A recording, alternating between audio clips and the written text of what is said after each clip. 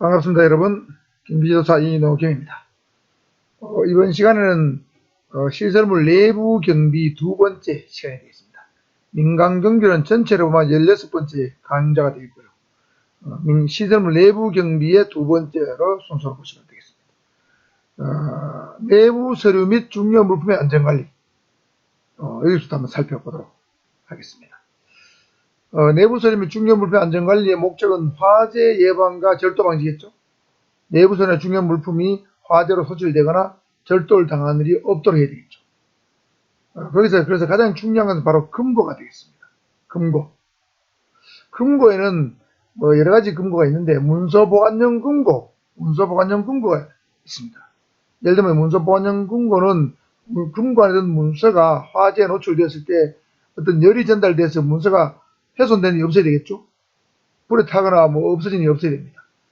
그래서 굉장히 내화성이 강한 어떤 물질을 발라서 금고를 제작을 하는데, 보통 불에 노출되었을 때 허용되는 내부 온도 차에 따라서 금고의 등급이 매겨집니다. 금고가 좋다 나쁘다 하는 것은 강한 불이 났을 때도 이 금고 안에 있는 어떤 문서, 예를 들면 집안의 등기부 등본 같은 거, 주식 같은 거, 그죠? 이런 것들이 소실되지 않고 그대로 원상태로 그대로 있어야 되는 거죠. 이것이 문서보관용 금고가 되겠고, 그 다음 물품보관용 금고도 보관물품의 특성에 따라서 기금속을 보관하는 금고, 컴퓨터를 보관하는 금고. 사실 이 컴퓨터가 굉장히 중요하죠. 이 컴퓨터에 귀중한 자료들이 다 들어있습니다. 그 다음에 방화 목적용 금고가 있는데, 어쨌든 이런 세 가지의 금고는 모두 일정한 어떤 내화 실험을 거쳐서 특별한 내화 장치 또는 내화 물질이 첨부된 그런 금고로 보통 만듭니다. 특히 기금속 보관용은 내화 실험도 해야 되지만 강한 강도에도 견딜 수 있는 그런 충격 실험도 같이 거쳐서 만들어진다고 볼 수 있겠습니다. 내화라는 것은 어떤 화재에 견디는 어떤 능력을 말하는 거죠. 그 다음 현금보관용 금고는 예를 들면 신사임당 5만원짜리를 보관한다고 가정하면 외부로부터 파괴에 대비해서 용접의 크기를 달리하고 강화금속을 사용한다고 되어 있습니다. 예를 들면 용접을 얼마나 많이 하냐에 따라서 현금보관용 금고를 파괴하기가 굉장히 쉬워질 수도 어려질 수도 있겠죠. 그 다음에 금고 자체를 만드는 물질이 강화금속이냐 일반 금속에 따라서 달라질 겁니다. 그래서 현금보관용 금고는 용접의 크기가 크고 강화금속을 사용할수록 안전성이 높아지겠죠. 최근에 2022년도죠. 22년도에 서울의 가상화폐 사무실에서 금고에 든 돈 11억이 도난당하는 사건이 발생했죠. 예를 들면 제가 볼 때는 이 금고의 비밀번호를 알고 훔쳐간 걸 보여지기 때문에 아마도 내부자와 공모하지 않았는가, 그렇게 추리가 됩니다. 자, 이런 것이 대표적인 금고죠. 이 금고는 어떤 강한 충격에도 견뎌야 되고, 그 다음에 다이아몬드 드릴 같은 걸 뚫어도 안 뚫려야 되고, 그 다음 강한 불에도 견뎌야 되고, 이런 여러 가지 성능을 골고루 갖출수록 좋은 금고겠죠. 여러분도 이 금고를 집에 둘 정도면은 제법 여러분 사회에 성공했다고 볼 수 있겠죠. 그 다음에 대형가 호텔 화재가 1971년도 12월 25일 났습니다. 여러분, 대형가 호텔 화재는 이 당시에 신문기사인데 71년도 크리스마스 때 터졌죠. 이때 대형가 호텔 보죠. 이 한자로 되어 있는데 대형가 호텔 전소 최악의 참화 시체 113구 확인. 실제로 돌아가신 분들은 나중에 더 밝혀졌는데 163명이 이 화재로 사망을 했습니다. 이건 이제 화재가 진행 중에 보도가 난 거죠. 화재가 불이 나서 지금 헬기가 떠가 있죠. 이때는 소방차들이 불을 끄고 있습니다. 163명이 죽었는데 사실은 1970년대에 발생한 전 세계 호텔 화재 중에서 최악의 화재로 기록될 만큼 엄청난 화재였습니다. 여기 보면 탈출, 추락, 사망만 38명. 이 연기와 어떤 고온을 견디지 못하고 그냥 호텔에서 뛰어내려 죽은 사람이 수십 명이 된다는 거죠. 더욱이 이 호텔은 옥상에 헬리포트가 없어가지고 헬기로 어떤 조난한 화재에 빠진 사람들, 피해자들을 구조할 수 있는 방법조차도 없었기 때문에 피해가 더 컸습니다. 그러다 보니까 사람들이 건물에서 막 뛰어내렸죠. 당시에는 굉장히 유명한 호텔이었습니다. 70년대. 이때 이 대형호텔 화재 때 여기에 신성금고라는 곳에서 만든 금고가 있었는데 이 화재가 다 진압된다 보니까 이 금고 안에 든 종이, 서류, 그 다음에 어떤 기증품, 현금들은 전혀 손상이 없었다고 합니다. 그래서 이 신성금고는 굉장히 유명해졌고 지금도 이 신성금고는 3대를 대를 이어가면서 지금도 신성금고가 만들어지고 있습니다. 전 세계에 수출도 하고 있다고 합니다. 제가 우리 친구한테 물어보니까, 우리 농협지원자한테 물어보니까 농협에 있는 금고도 신성금고가 많다고 하더라고요. 물론 지금은 다른 브랜드 금고도 많이 있지만 어쨌든 그런 좋은 금고를 써야만 어떤 안전하게 화재로부터 또는 도난으로부터 또는 파괴로부터 안에 든 물질을 보호할 수 있다. 이렇게 생각하시면 되겠습니다. 그 다음에 금고 말고 중요 물품 보관실을 운영을 하는데 중요 물품 보관실은 뭐냐면 귀중품 같은 걸 안전하게 보관하기 위해서 출입문은 약 15cm에서 60cm 두께의 강화금속으로 얇게는 15cm, 두꺼우면 60cm 엄청난 거죠.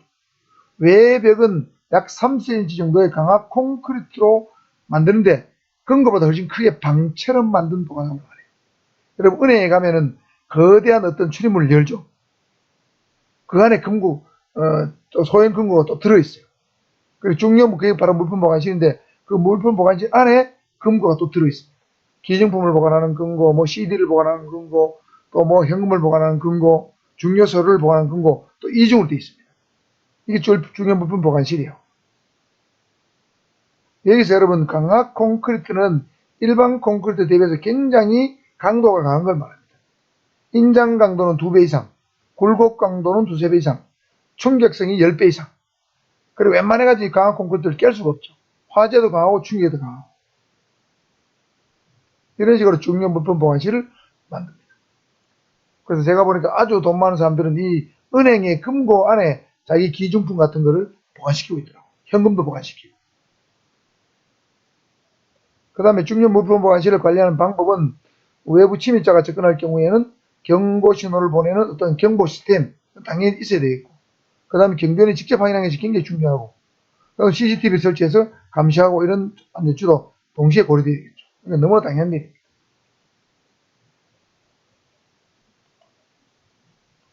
일곱 번째로 경비 대상 시설물에 대한 경비원의 순찰과 감시입니다. 자, 시설물에 대한 방어 개념은 1차적 방어수단과 2차적 방어수단을 가집니다. 1차적 방어수단은 울타리, 절벽, 암벽, 강, 수풀, 담, 문과 같은 외곽 방어시설물을 말합니다. 2차 방어수단은 각종 경보장치를 말해요. 그리고 1차 방어수단을 뚫고 들어온 경우에 2차 방어수단을 통해서 시설물에 대해서 방어하는 개념이죠. 자, 1차 방어수단은 외곽 방어시설물, 2차 방어수단은 각종 경보장치를 뜻한다. 요거 알아두시고요. 이러한 시설물에 대해서 1차 방어수단, 2차 방어수단 있지만은 무엇보다도 경비원이 어떤 위험한 지역, 우범지대를 정기적으로 또는 부정기적으로 끊임없이 순찰하면서 감시하는 것이 굉장히 중요하다. 더 중요하다. 이렇게 볼 수도 있겠습니다. 그 다음 여덟 번째는 경보장치입니다. 경보장치는 2차적 방어수단에 얘기했죠. 이 경보장치는 뭐냐면 비정상적 사건, 돌발 상황 발생 시에 중앙통제센터, 지령실, 경찰서, 소방서 등 관계 기관의 신호를 전달하는 장치입니다. 그러니까 어떤 이상 신호를 전달하는 장치가 바로 경보장치가 되겠습니다. 그래서 경보장치의 종류는 크게 세 가지로 나눠집니다. 외부 침입을 경보하는 장치, 알려주는 장치, 화재를 알려주는 장치, 그 다음 특수경보장치로 나눠집니다. 중요한 건 특수경보장치가 되겠습니다.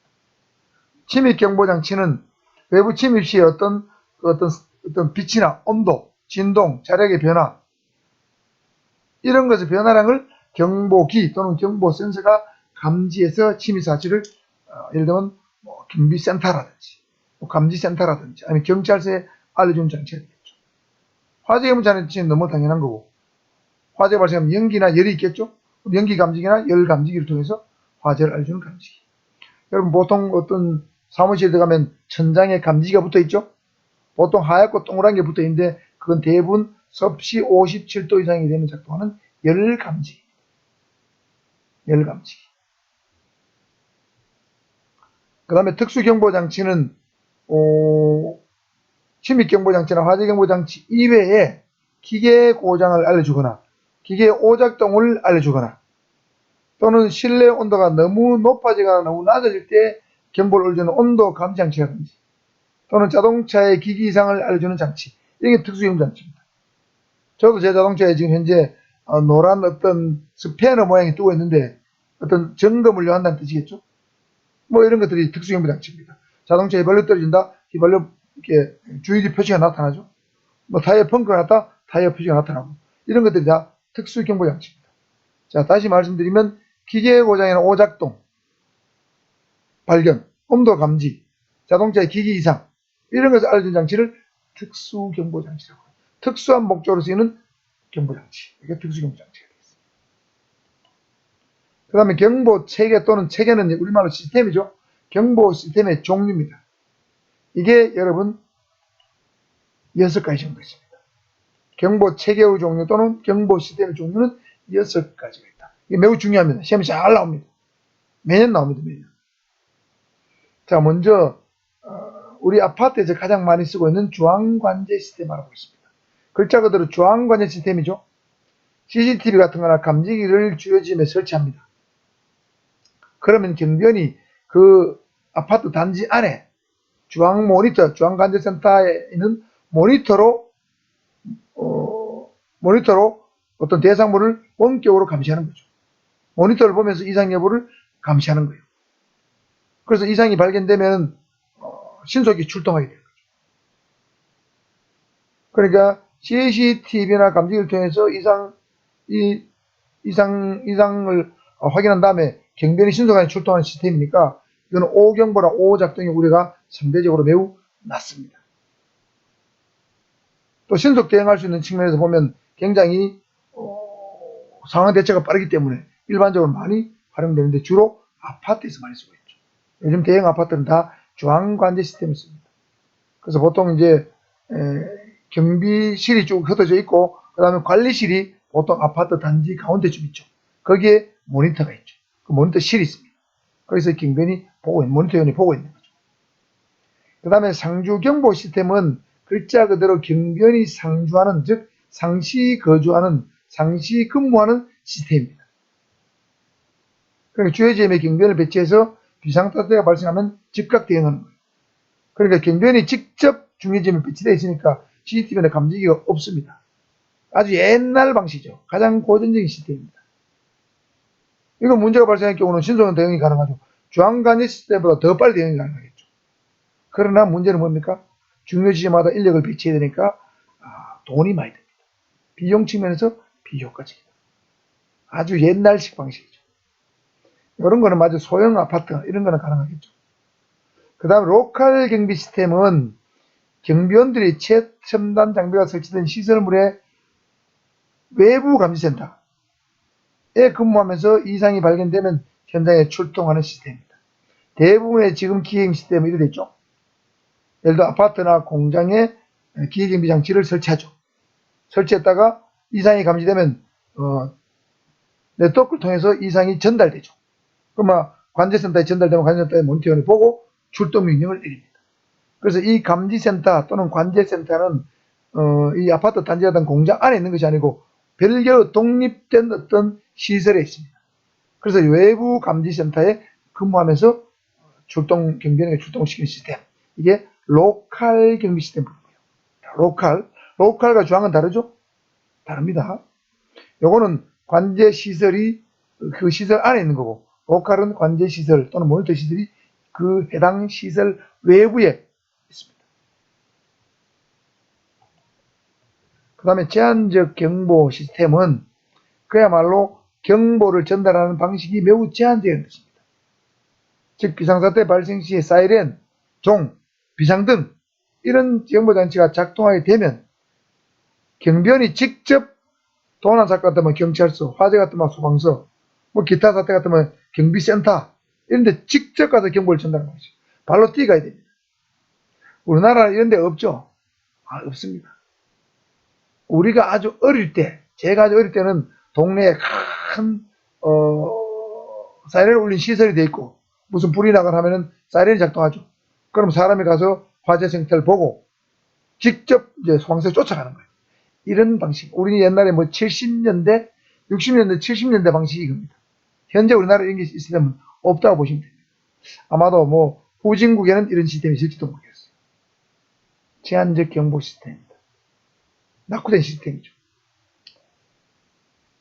그 다음에 외래 경보 시스템은 비상사태 발생 시에 전용 회선으로 경찰서나 소방서나 경비센터 등이 자동으로 연락한다. 오토매틱 연락 시스템입니다.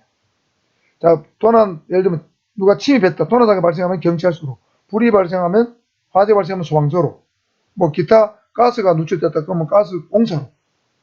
이게 바로 자동으로 연락하는 거예요. 이건 최첨단 시스템이죠. 그러니까 경비원이 필요 없어요. 자동으로 연락하니까. 비용 효과만 해서 굉장히 경제적입니다. 그러나 오보가 많다는 거 단점입니다. 예를 들면 경찰서 자동 연락하는데 가서 보니까 오경보다 그럼 헛수고 하는 거죠. 이게 외래 경보 시스템입니다. 외부로 자동으로 경보하는 시스템. 이게 외래 경보 시스템입니다. 이런 데는 많지 않죠. 자동 연락하는 데 잘 없습니다. 이게 오경보가 많아서 잘 안 합니다. 사실 이게 가장 신속하게 대응하시고 좋은 점이 좋은데 오경보 때문에 잘 안 되죠. 그 다음에 다이얼 경보 시스템은 비상사태 발생 시에 핫라인처럼 사전에 입력된 특정 번호로 연락을 해야 하는 시스템입니다. 사람이 연락해야 돼요. 예를 들면 여러분 은행에 가면 비상벨이 있죠. 창구에 비상벨이 있습니다. 그러면 창구 요원이 강도가 들었다. 그러면 그 강도 모르게 테이블 밑에 있는 비상 버튼을 탁 누르면 가장 가까운 지구대 발소로 연락이 갑니다. 이건 자동으로 가는 시스템 아니죠? 번호로는 자동으로 번호는 연결되어 있는데 특정 번호 연결되어 있는데 수동으로 눌러야 되는 시스템이에요. 그 다음에 편의점에 가면 여러분 지금 경찰하고 편의점에 자동으로 편의점 강도나 절도를 막혀서 이렇게 해놨습니다. 편의점에 강도가 들었다면 편의점 사장이나 알바생이 전화기를 슬쩍 들어서 내려놓으면 가까운 지구대 발소로 자동으로 통보가 갑니다. 그럼 경찰이 바로 출동해서 강도를 잡으러 오죠. 이렇게 해서 강도를 많이 잡았어요. 편의점 강도가 워낙 많이 발생하는데 편의점 강도가 도망간 다음에 신고가 되니까 도저히 잡을 길이 없어서 이런 식으로 경찰에서 국민생활의 안전을 도모하기 이런 제도를 착안해서 시행을 하고 있는데 그것이 바로 다이얼 경보 시스템이다. 특정 전화번호로 간다. 이건 자동으로 간다. 이거는 직접 간다. 이거는 아파트다. 이거는 기계기밀장치, 기계기밀 시스템이다. 상주경보 시스템은 사람을 무조건 현장에 배치한다. 뭐 이렇게 특징을 잘 알아두시면 되겠습니다. 다음은 경보 센서 또는 감지기의 종류입니다. 이게 복잡해요. 굉장히 복잡합니다. 그런데 알아두시기 바랍니다. 그 중요한 특징들을 중심으로 정리해 두시면 됩니다. 한 11가지쯤 나옵니다. 11가지. 살펴보겠습니다. 일단 자력선식 센서입니다. 자력선식 센서는 자력선을 건드리면 경보가 작동을 해요. 이 자력이라는 것은 좌석에는 자력이 나오죠. 그러니까 이 자력선을 건드리면 경보가 작동이 돼서 출동하게 되는 시스템이에요. 주로 이 자력선은 어디냐면 지붕, 천장, 담벼락 등에 설치합니다. 주로 이제 규모가 큰 어떤 시설이 있는 교도소나 은행 이런 데는 지붕이나 천장이나 담벼락에 자력선을 설치해놔서 사람이 침입하게 되면 자력선을 건드리게 되죠. 그러면 경보가 작동합니다. 이건 좀 규모가 큰 외벽, 은행, 교도소 이런 데 이걸 씁니다.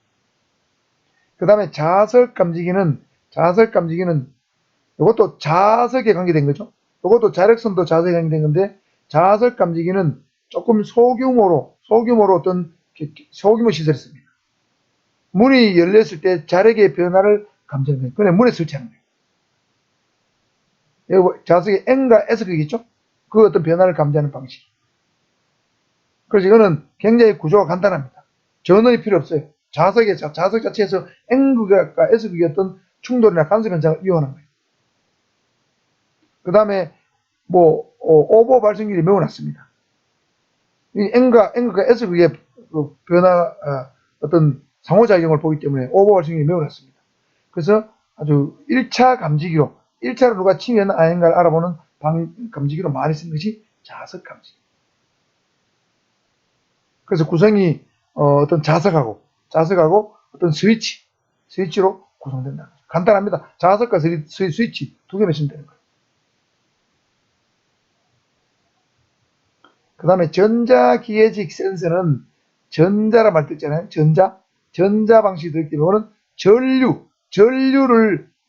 흐름을 어떤 인식해가지고, 예를 들어 문이 있는데 문을 열게 되면 전류의 흐름이 차단되면서 외부 침입이 확인되는 시스템. 그러면 경보가 작동하는 거죠.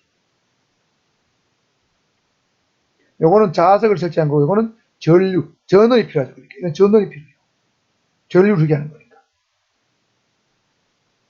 이것도 뭐 전류를 흐르게 하는 거, 전류만 흐른다 뿐이지 자석 감지하고 크게 다를 것 없이 가장 단순한 기능입니다. 저렴합니다. 비용도. 그 자석을 쓰느냐, 전기 전류를 쓰느냐, 뭐 그 차이밖에 없어요. 주로 문에 설치한 건 자석 감지기나 전자기획이나 거의 비슷하다고 보시면 됩니다. 그 다음 압력 반응식은 간단합니다. 우리가 사람의 어떤 디디면 무게 때문에 압력이 생기겠죠. 우리 대인질의 대전자질에도 이 압력에 반응하는 어떤 질이잖아요. 그러니까 주로 뭐 카페트 밑이나 출입문 앞에 이거 설치해 둔 거예요. 압력 반응 센서를 딱 설치해 두면 침입자가 출입문을 디디거나 카페트를 디디면 압력이 느끼잖아요.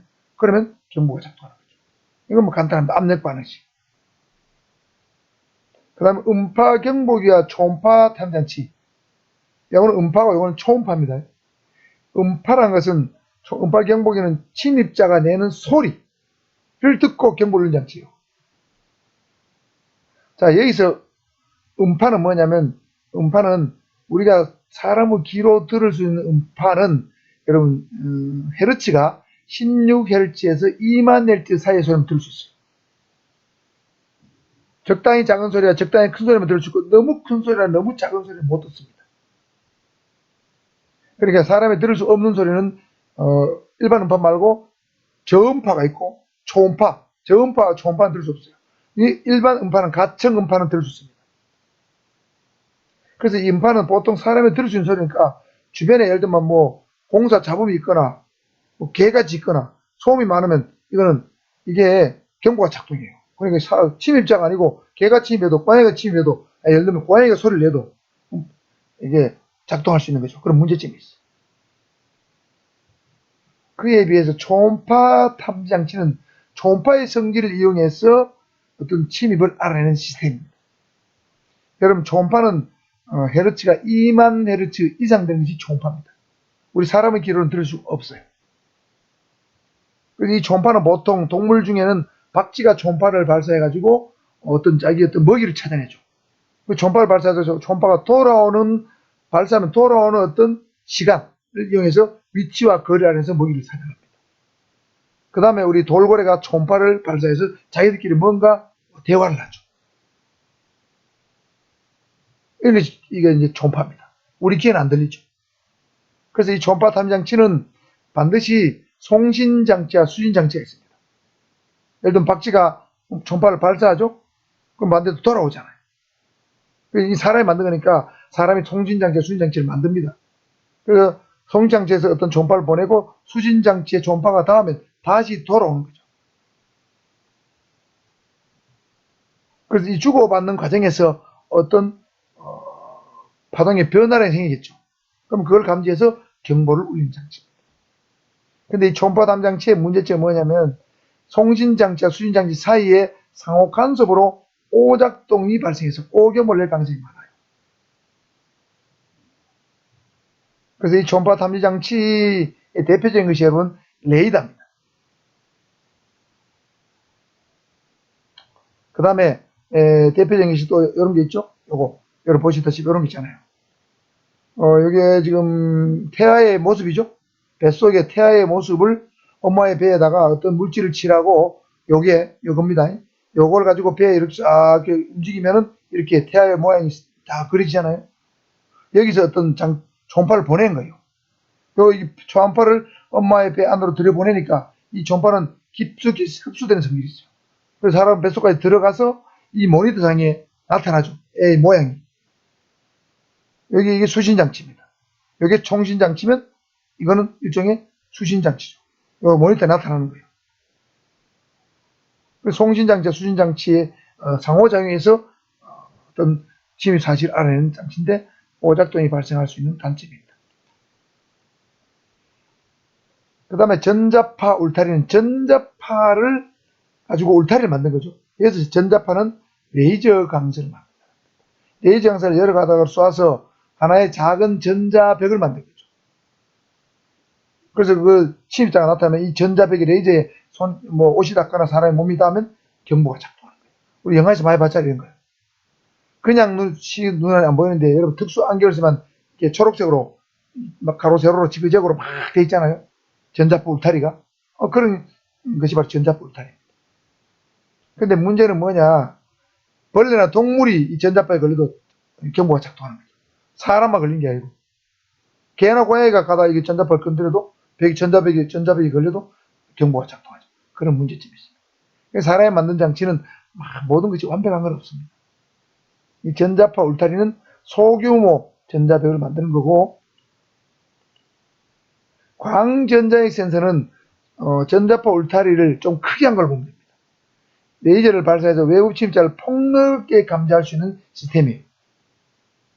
그러니까 이 광전자익 센서는 조금 넓은 지역에 아주 큰 마당 같은데 이렇게 할 수 있겠고, 그 다음에 전자파 울타리 이런 거는 작은 방, 예를 들면 중요 물건이 들어있는 작은 방에 설치할 수 있겠죠.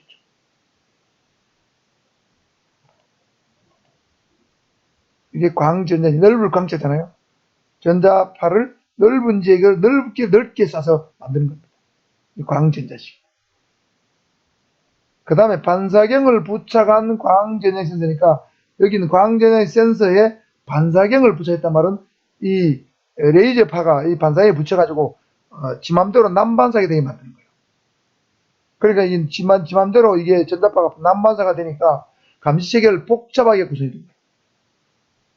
그러니까 침입을 뚫고 되기가 더 어려운 것이 반사경 부착 광전자식 센서라고 보시면 되겠습니다. 그 다음에 진동 탐지기. 요거는 사람이 뭔가 물건을 들고 움직이거나 또는 차에 실으면 진동이 감지되죠. 그런 진동을 감지하는 감지기의 진동 탐지기입니다. 주로 고미술품, 전시품 이거의 도난을 방지하기 위해서 이런 걸 설치하는 거예요. 예를 들면 우리 진시황에 병마용을 전시한다. 그러면 그 물건에다가 진동 탐지기를 딱 설치해 놓는 거죠. 그럼 이거 들고 가면 무조건 소리가 나요. 경보가 작동해요. 이거 아주 가격도 저렴하고 설치도 용이하고 오차율도 적다는 장점이 있어요. 그 다음에 콘덴서식 경보장치는 주로 콘덴서 딱 나오면 여러분 금속 장치의 충격이 가해지면 경보가 작동하는 거다. 금속 장치 대표적인 게 금고죠. 예를 들면 금고에는 주로 콘덴서식 경보장치 설치합니다. 예를 들면 금고 훔쳐갔다 부사야 됩니다. 문을 열기는 어렵단 말이에요. 그러니까 주로 햇말과 부수든지 2층에서 떨어뜨리든지 이렇게 하겠죠. 그러면 이게 경보장치 울어가 시끄러가지고 안 되는 거예요. 문을 열 때까지 계속 1시간, 2시간 울어졌기만 골치 아프죠. 도둑놈 입장에서 보면. 이 콘덴서식 경보장치. 그 다음에 무선 주파수 장치는 무선 주파수를 통한 거물을 형성하고 침입자에게 나오는 체온의 변화에 의해서 어떤 무선 전파 이동이 방해받은 경우에 경보 작동해요. 사람 몸에서는 열이 있죠. 36.5도 열이 있습니다. 사람이 지나가면서 체온에 의해서 전파 이동이 방해되면 경보가 작동하는 게 무선 주파수 장치입니다. 자, 이거는 무선 주파수는 전파하고 관계가 있다 생각하시면 되겠고, 열 감지기는 우리 몸에는 체온에 있다고 체온에서 방사하는 열 가운데 원적외선을 특별히 감지하는 거예요. 여러분, 이게 우리 눈으로 볼 수 있는 가시광선이 있죠. 7가지 색깔 있잖아요. 빨주, 노초, 파란보, 무지개 색깔. 이거는 우리 눈으로 볼 수 있기 때문에 가시광선이라고 해요. 근데 빨간색 밖에 있는 원적외선은 이 파장의 길이가 굉장히 길어요. 깁니다. 그게 원적외선이요. 빨간 가시광선 바깥에 있다. 원적외선. 근데 적외선인데 바깥에 있는데 빨간 색깔에서 멀리 떨어지면 원적외선, 빨간데 가까이 있으면 근적외선이에요. 어쨌든 원적외선인데 근적외선 둘 다 안 보입니다. 눈에는 안 보입니다.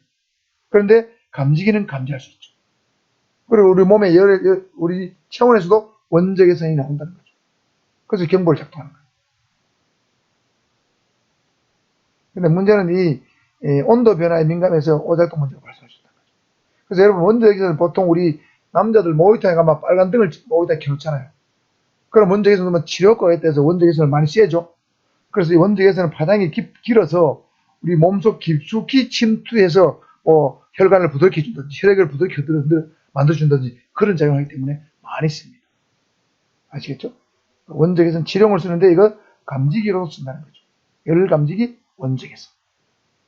그 다음 마이크로웨이브 감지기는 마이크로파를 발사해서 어떤 침입자의 이동을 감지하는 시스템입니다. 마이크로웨이브 파를 감지합니다. 마이크로웨이브 파를 이용한 대표적인 것이 바로 우리 전자레인지입니다.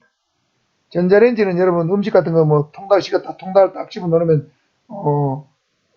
통닭이 좀 지나면 딱딱해지면서 창호통닭 딱딱해지죠. 딱딱한 게 부드러워지면서 익게 되죠. 따뜻해지잖아요. 이 마이크로웨이브 파도 우리 일반 빛하고 비슷해가지고 상당히 이 짧은 어떤 전파 같은 거, 빛 같은 거 발사해가지고 물체를 데워주는 역할을 하는데 이 마이크로웨이브 파도 멀리 보낼 수 있습니다. 멀리 보내면서 상호 어떤 다른 물체 닿으면 돌아오는 성질이 있어요. 반사도 되고 굴절도 되고 그런 성질을 이용해서 만든 것이 마이크로웨이브 감지기입니다.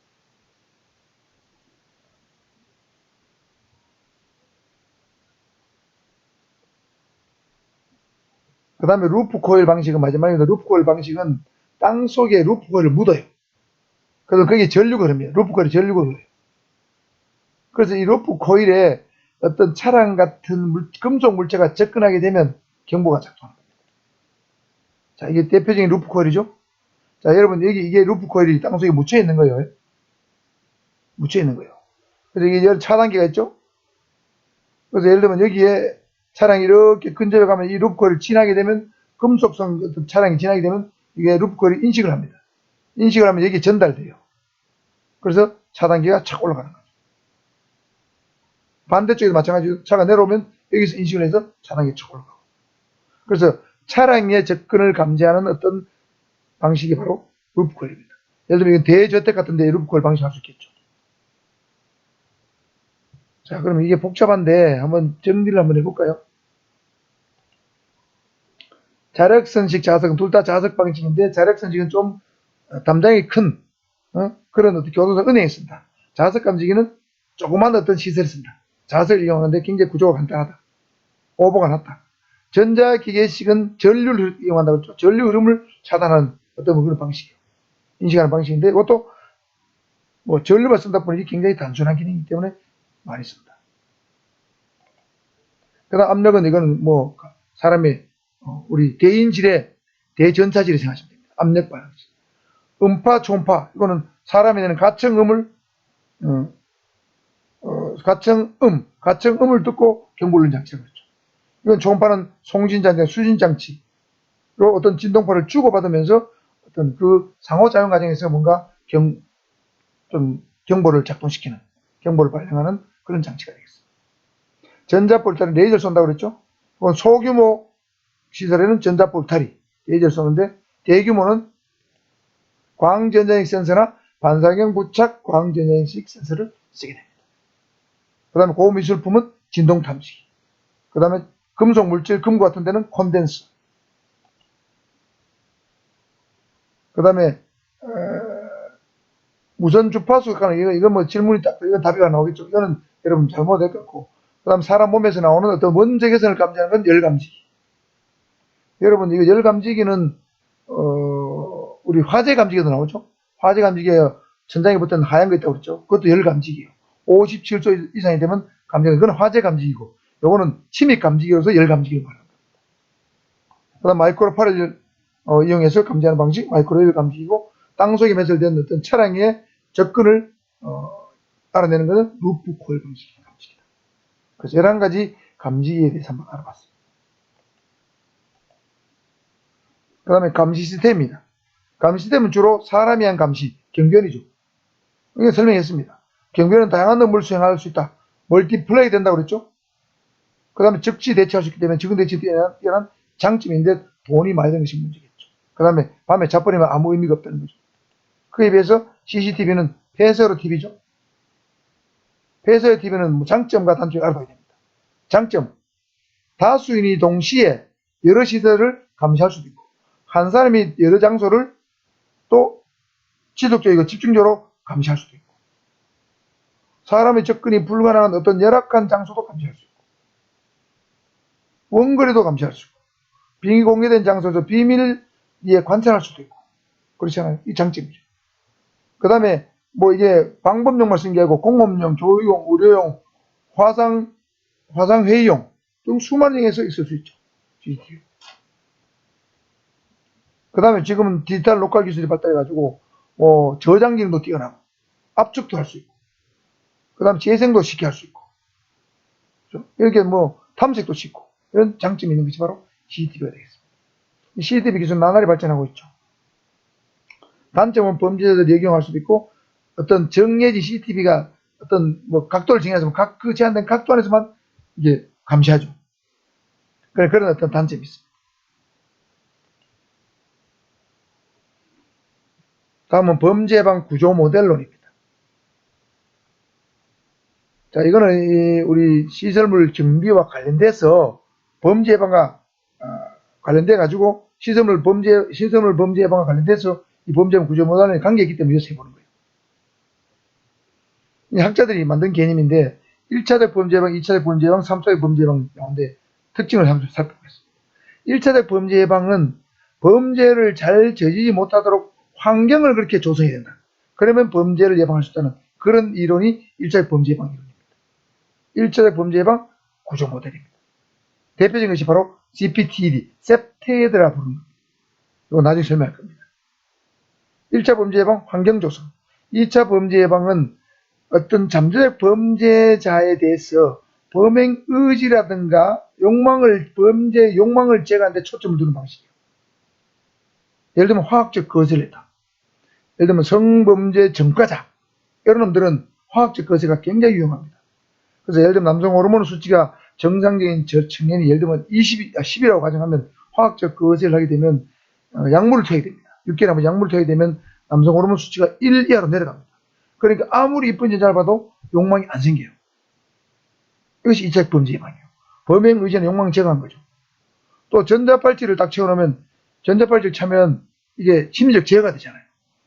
물론 전자발찌를 끊고 뭐 범죄하는 미친놈들끼리 있는데 상당 부분 이제 예방이 됩니다. 이것이 2차적 범죄 예방 구조 모델이에요. 3차적 범죄 예방은 주로 전과자가 더 이상 범죄를 저지르지 못하도록 하는 것인데 주로 교정직 공무원에 의한 교정 활동, 그 다음에 보호관찰소, 법무보호관찰소 직원에 의한 보호관찰. 예를 들면 우리 가석방 시킨 사람들은 보호관찰 대상이 이렇게 보통 되죠. 그러면 한 달에 한 번씩은 보호관찰소 가서 내가 지금 무슨 일을 하고 있습니다 하고 보고를 해야 돼요. 그래서 수시로 보호관찰관들이 또 이 사람들 일하는 곳 집에 와 확인합니다. 이것이 보호관찰관이 하는 일들입니다. 이것이 바로 3차적 범죄 예방입니다. 자, 1차적 범죄 예방은 환경 조성, 2차적 범죄 예방은 의지나 욕망의 제거, 3차적 범죄 예방은 교정과 보호관찰. 이렇게 정리됩니다.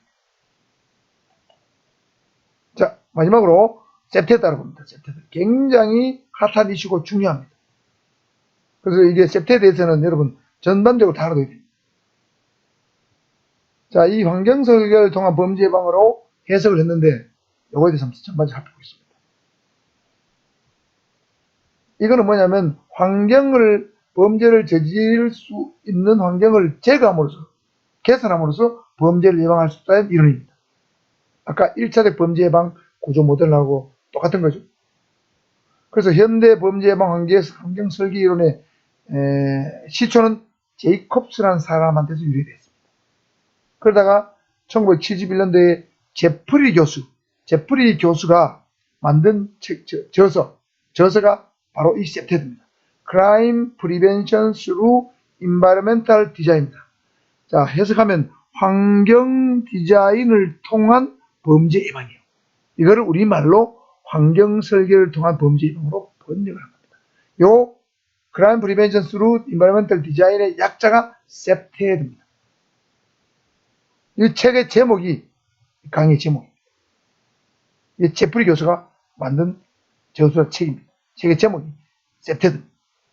그리고 이 1972년에는 오스카 뉴만이라는 사람이 방어 공간이라는 책을 지었는데 이 책에서 환경 설계와 범죄의 상관관계를 발표했습니다. 그래서 다시 한번 정리하면 셉테드라는 용어는 환경적 요소가 인간의 행동, 심리에 영향을 줘서 범죄를 예방할 수 있다는 얘기입니다. 그러니까 이게 환경 행태학적인 또는 환경 생태학적입니다. 사람과 환경은 서로 상호작용을 한다는 이론. 이게 환경 행태학적. 그래서 환경을 적절하게 잘 설계를 하면 범죄를 억제할 수 있고 더 나아가서 우리 삶의 질까지도 향상시킬 수 있다는 이론. 이것이 바로 셉테드입니다. 자, 개념은과 유래는 확실히 이해하셨죠? 그 때문에 셉테드의 유래를 조금 더 깊이 살펴보면 제이콥스가 시초라고 했잖아요. 61년도에 자기 저서 미국 대도시의 삶과 죽음이란 저서에서 주택의 고층화가 범죄 유발로 합니다. 주택이 위로 올라가면 익명성이 보장되잖아요. 사생활이 보장되잖아요. 그러니까 범죄를 유발한다고. 그 다음에 공적 공간과 사적 공간을 구별하고 도로상의 눈을 고려한 건물의 방향을 설정을 하고 설계하고 도로에 사람이 빈번히 이용하도록 만들어주면 범죄가 예방될 수 있다고 본 거예요.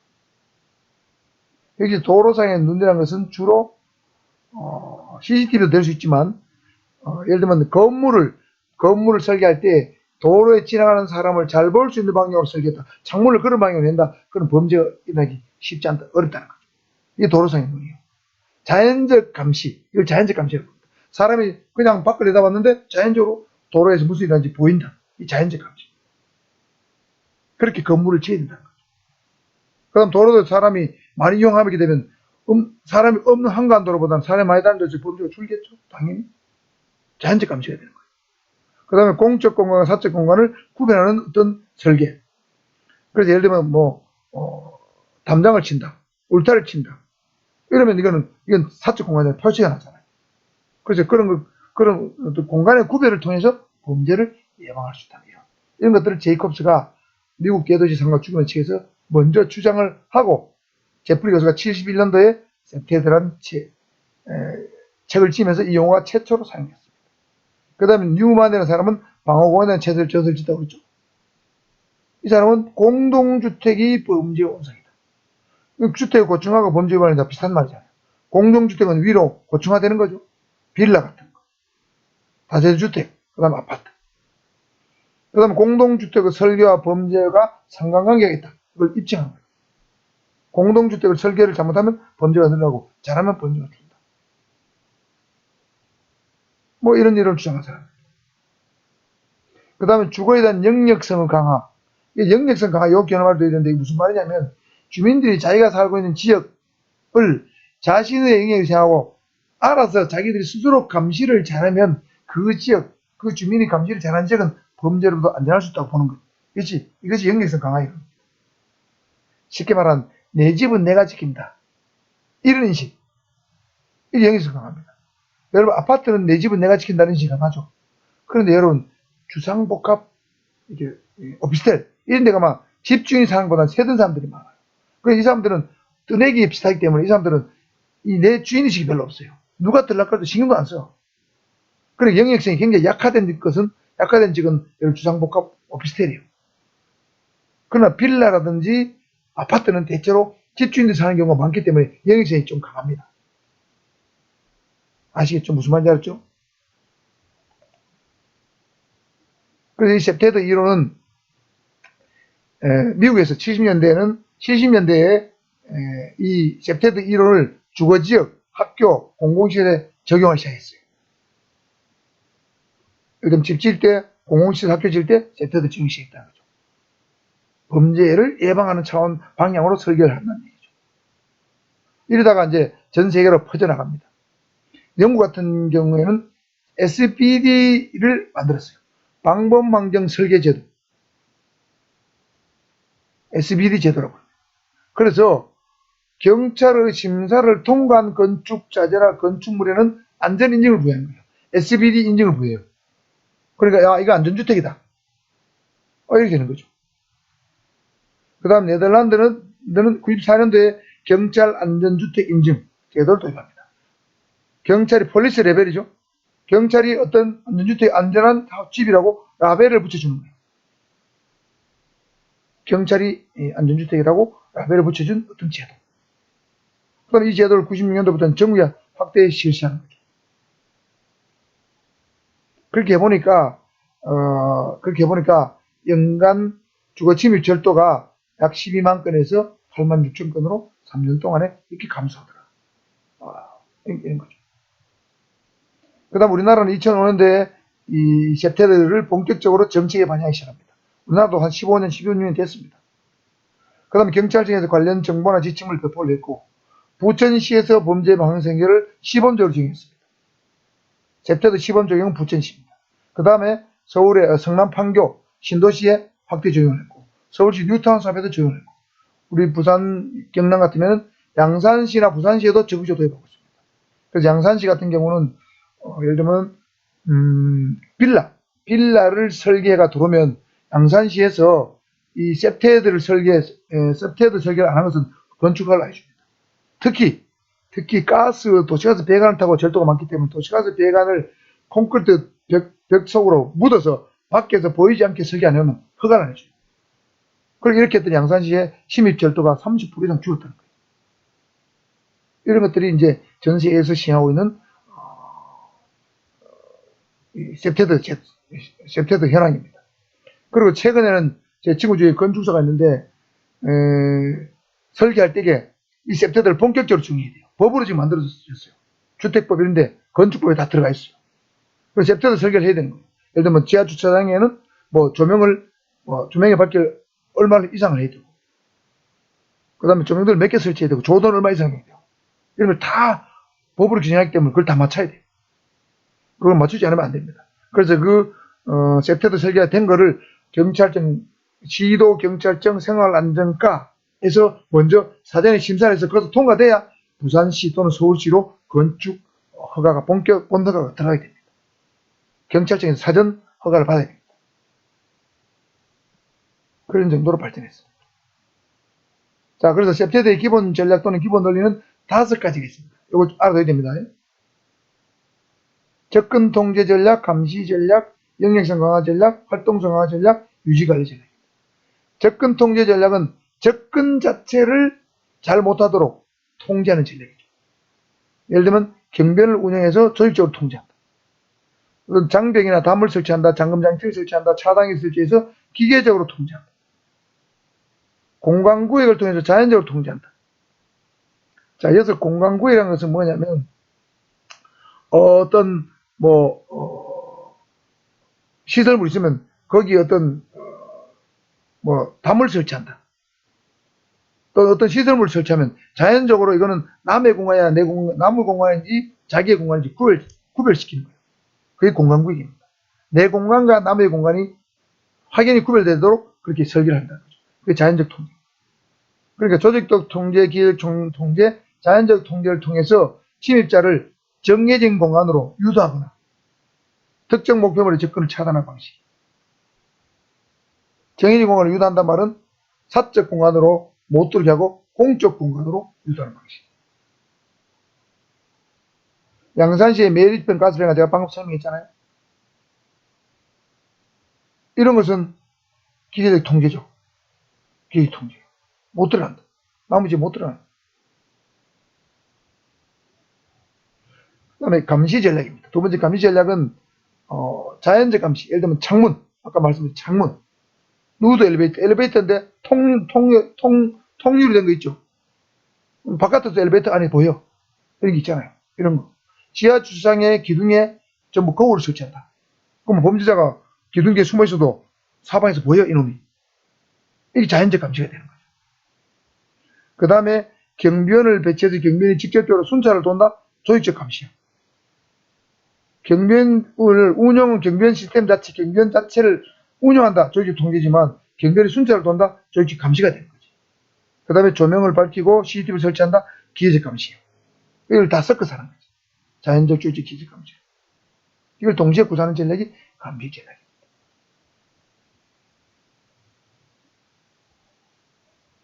그 다음에 예를 들면 자연적 감시 예를 또 하나 더 든다면 우리 부산의 시민공원도 세태들 중에 있는데 시민공원에 가면 도로가 뭐 사방팔방 나가 있습니다. 근데 도로 주변에는 전부 다 어린애 사람의 무릎보다 더 작은 관목으로 전부 다 가로수를 했어요.